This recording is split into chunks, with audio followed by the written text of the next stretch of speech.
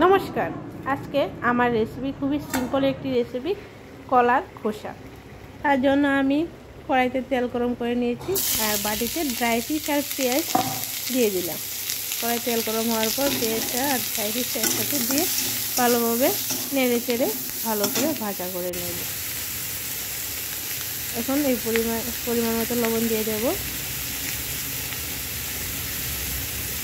পরিমাণ লবণ দিয়ে দিলাম।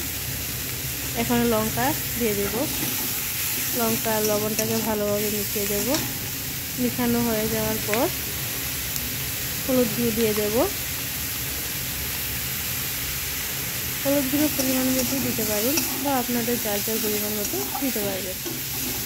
হলুদটা ভালোভাবে নেড়ে চেড়ে ফ্রাই করে মশলাটাকে কষিয়ে নিচ্ছি।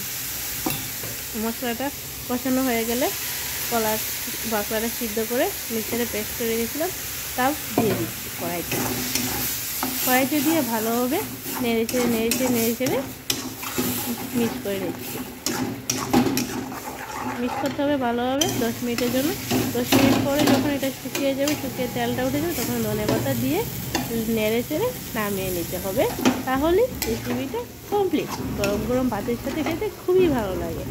আমার চ্যানেলটা যদি ভালো লাগে থাকে সাবস্ক্রাইব করে দেবেন। Thank you for watching. টাটা, বাই বাই।